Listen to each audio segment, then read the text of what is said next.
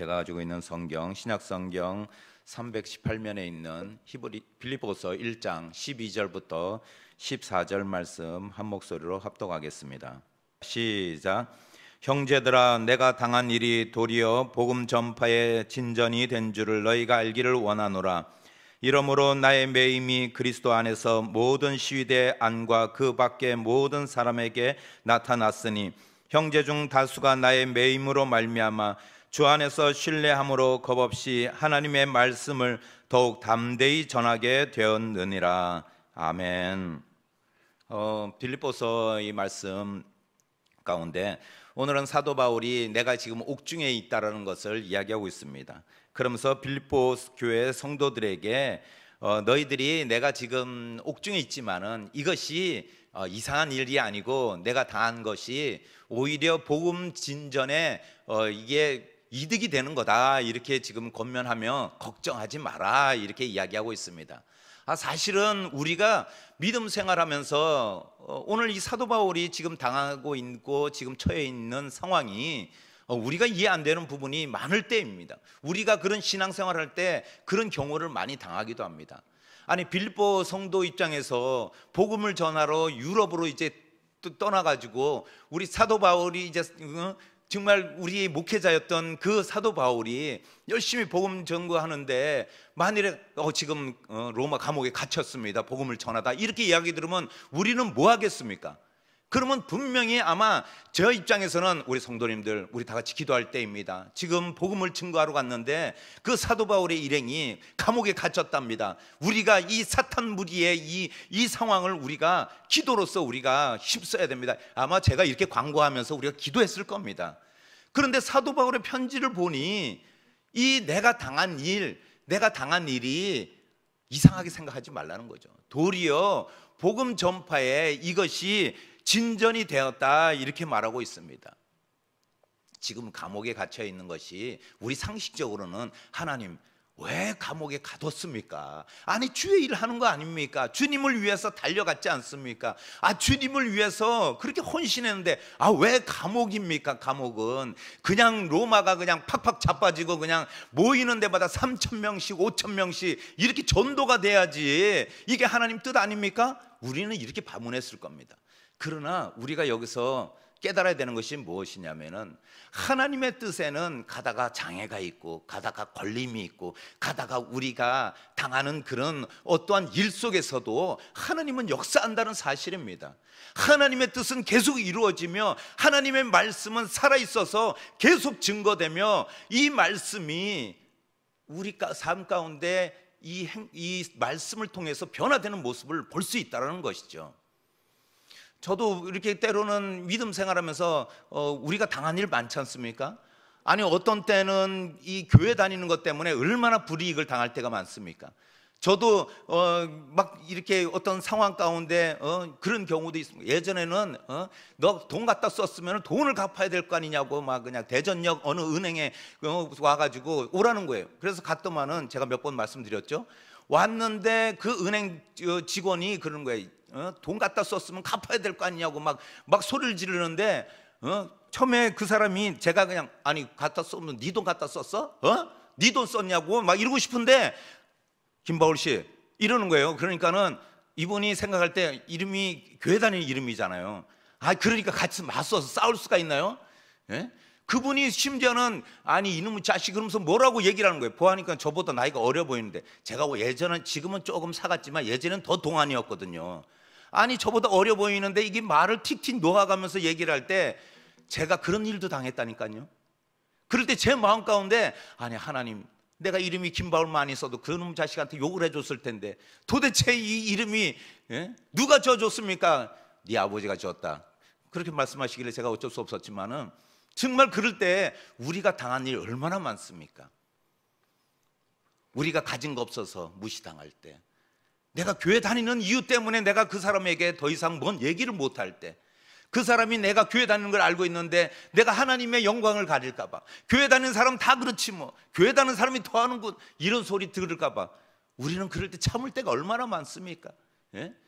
아니 그 남편 때문에 그냥 교회 나가려면 너나 나가 막 이런 소리 지를 때 이 인간은 막 그러고 싶은데, 어떤 때는 아이고 참아야지, 내가 이해해야지, 저 인간 내가 평생 데리고 살려니, 뭐 이런 생각 들 때도 있고.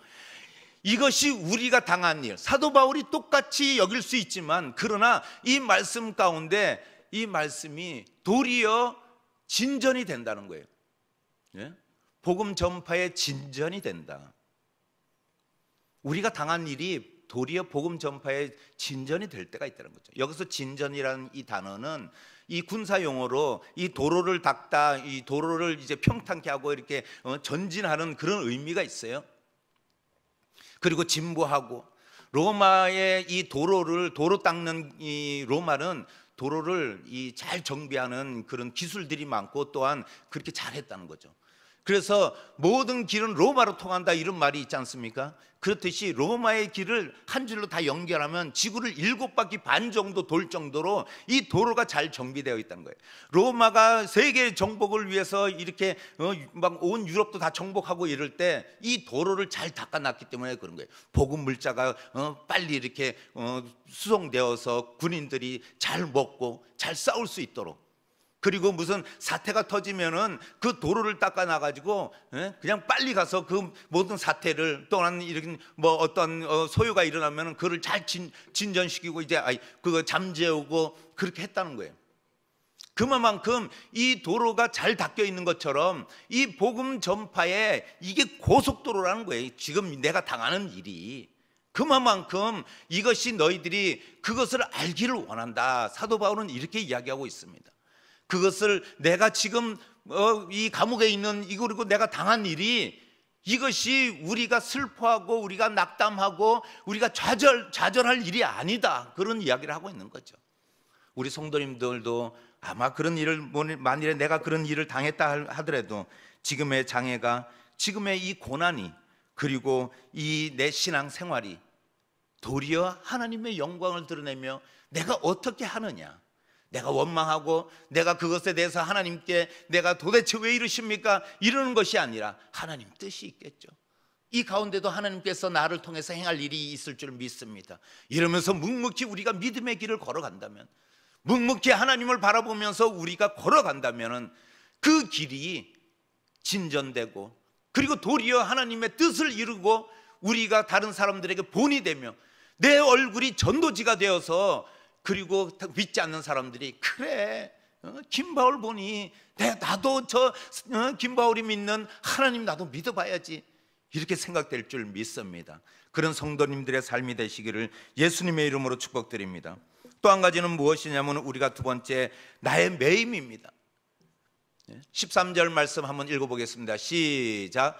이러므로 나의 매임이 그리스도 안에서 모든 시위대 안과 그 밖의 모든 사람에게 나타났으니, 이렇게 말하고 있습니다. 나의 매임, 묶임인 거죠.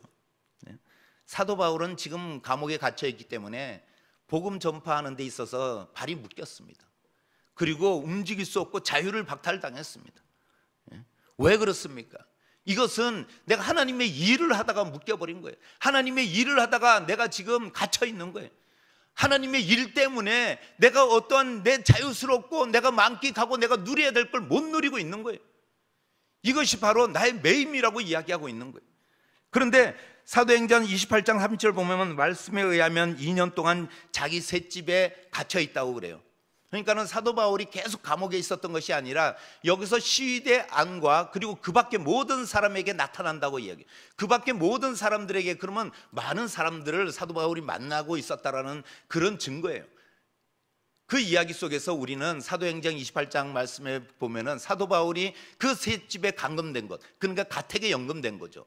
그 가정에서 감옥에 있다가 아마 한 2년 동안은 그 가정에 감금된 것 같아요.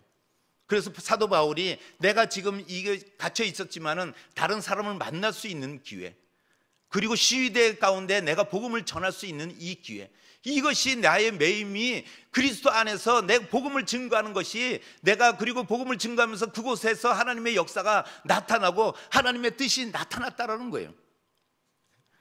우리가 삶을 살아가는, 우리가 믿음으로 살아간다는 것 자체는 우리가 그리스도 안에서 살아가고 있는 거예요. 우리가 그리스도와 함께 살아가고 있는 거예요. 그리스도와 동행하는 삶을 살고 있다는 거예요. 이것을 기억하라는 거예요. 이것을 내가 세상에 묶여있는 것 같고 내가 어떠한 어려움에 묶여있는 것 같지만, 그러나 나는 그리스도 안에서 내가 자유함을 얻는다는 것이죠. 그리스도와 살아갈 때 내가 진정한 자유함이 있는 거예요. 물질로 인해 묶여있는 것 같지만 그 물질이 나를 묶는 것이 아니라 내가 그리스도 안에서 묶여있지 못하기 때문에, 함께하지 못하기 때문에 그렇다는 거예요. 우리가 찬양 가운데 주 안에 있는 나에게 딴 근심 있으랴, 십자가 밑에 나가 내 짐을 풀었네. 함께 하자고 계속 부르는 거예요. 주님을 찬송하면서 할렐루야 할렐루야, 내 앞길 멀고 험해도 나 주님만 따라가리. 내 주는 자비하셔서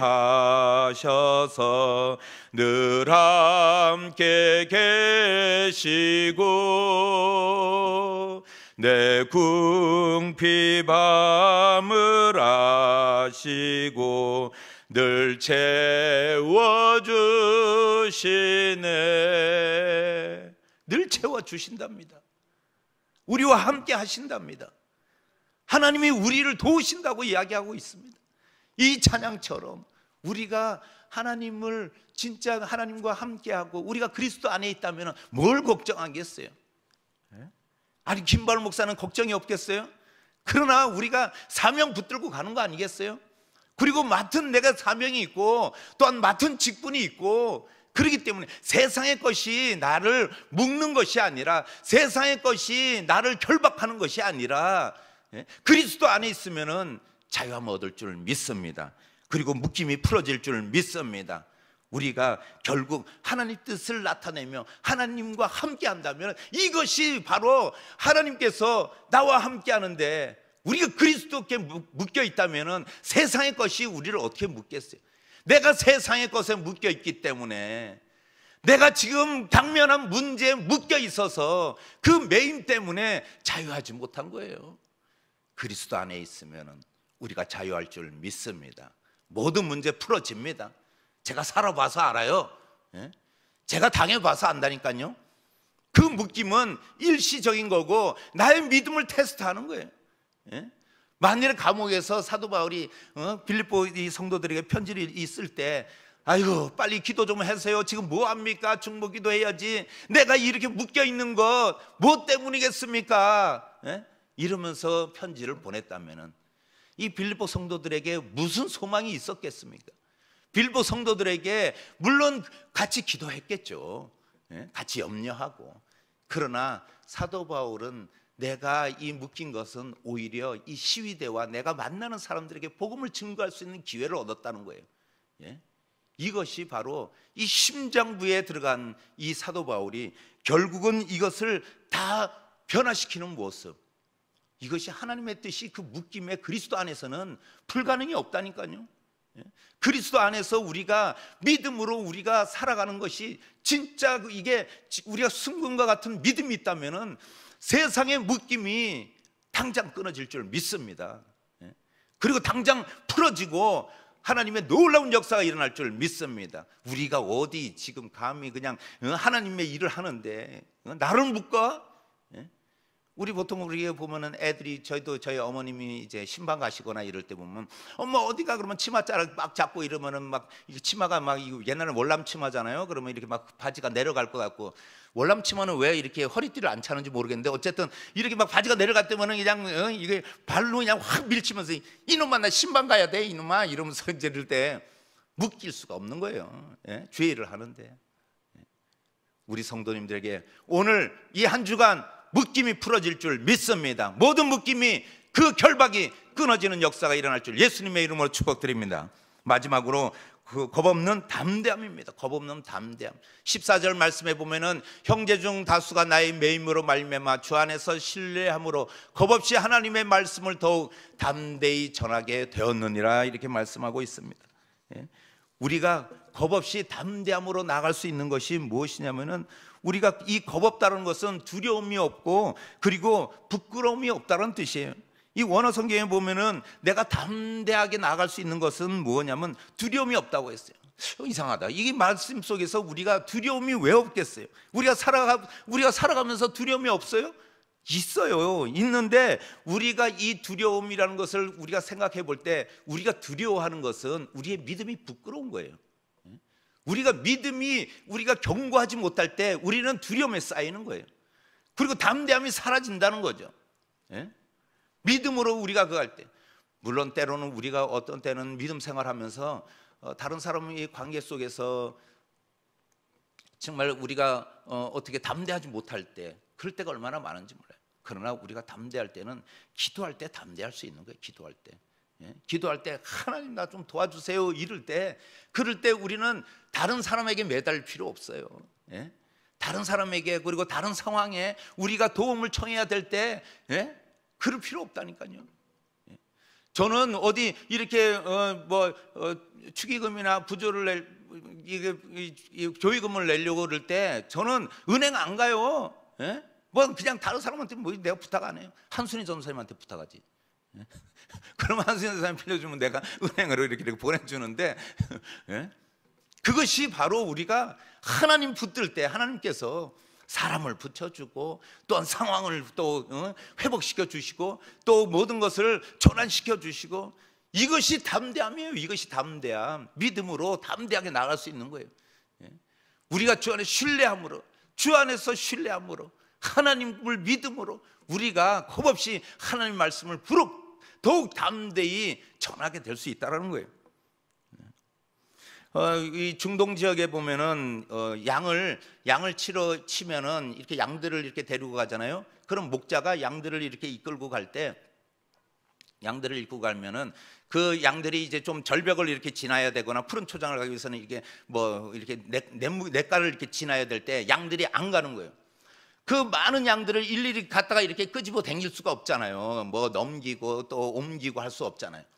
그렇기 때문에 그때 목자들은 뭐냐면 이 양 중에서 가장 담대하고 그리고 목자의 말을 잘 따르는 그 양을 선택을 한대요. 이게 바로 이렇게 리더격인 거죠.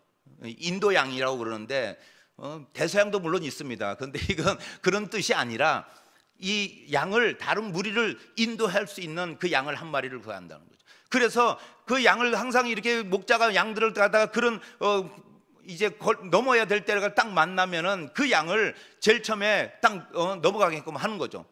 그 양을 부르면서 이쪽으로 넘어오라고. 그러면 그 양이 건너면서 다른 양들이 그 양을 보면서 건너도 안전하네, 저쪽에 뛰어내려도 되겠네, 이 물을 건너도 되네, 이 생각하고 양들이 막 따라온다는 거예요. 그 무리성이 있어가지고 양들이. 그 양이 리더격에 있는 양이 있어요. 우리 교회가 특히 보면은 제가 이 신앙의 일대들이 많아요. 처음 신앙생활에서 지금 이제 신앙의 뿌리를 내리는 그런 가정들이 많다는 거예요. 그런 걸 볼 때 참 힘들겠다. 얼마나 어려울까. 그래서 저하고 이렇게 기도 제목을 나누거나 상담할 때 우리 성도님들이 그 얘기예요. 이번 명절에는 이 제사 때문에, 문제 때문에 기도해 주세요, 이렇게 이야기해요. 또 우리 신랑이 믿지 않는데 요즘 또 특히 그냥 기도도 안 하고 또 저를 핍박해요, 이러는 분들도 있어요. 또 어느 때는 교회 나간다고 그냥 막 뭐라고 그래요. 헌금하려고 그러면 눈치가 보여요. 그리고 제 마음대로 그냥 뭘 하지 못해요. 그리고 코로나 걸렸는데 뭔 놈의 교회냐고 이렇게 이야기할 때 정말 제 마음이 아파요. 이렇게 저희 기도해달라고 하는 성도님들이 많다는 거예요. 우리는 누구냐? 이 신앙의 처음 시초가 되는 것이 쉽지가 않다는 거예요. 아브라함이 쉽게 그 믿음을 얻었나요? 그렇지 않아요. 그만큼 어렵다는 거예요. 그러나 우리가 담대하게 우리가 갈 수 있는 것은 뭐냐면은 우리 안에 이 담대함은 믿음으로 우리가 나가야 되는 거예요. 그것이 믿음이에요. 담대함의 이 신뢰함이, 주 안에서의 신뢰함이 우리의 믿음이라는 거예요. 일대지만은 우리가 지금까지 왔어요. 어느 분들은 진짜 우리 그냥 불교 집안인데 나 혼자 믿어요. 유교 집안인데 나 혼자 믿어요. 우린 무당 집안인, 아니 무당 집안은 아니지, 하여튼 뭐 무당을 믿는 집안인데 저 혼자 믿어요. 뭐 이럴 때 그 핍박이 그냥 어마무시하죠. 그러나 우리가 이 심장부에 나를 그곳에 둔 이유가 뭔가? 왜 믿지 않는 가정에 나를 두었는가? 왜 이런 상황 가운데 나를 떨어뜨렸는가? 이것은 하나님께서 그곳을 변화시키고 나를 통해서 하나님이 쓰시는 거예요. 사도 바울을 통해서 로마가 변화되어서 로마가 국교가 기독교가 된 것처럼 그 심장부에 보낸 이유가 있었다라는 거예요. 그 심장부에 이방 땅에 믿지 않는 많은 그런 신들을 믿는 로마 땅에, 그 땅에 왜 나를 보냈는가? 그러면 우리가 어떤 행동으로 나가야 되냐는 거예요. 겁없이 담대함으로 나가야 되는 거예요.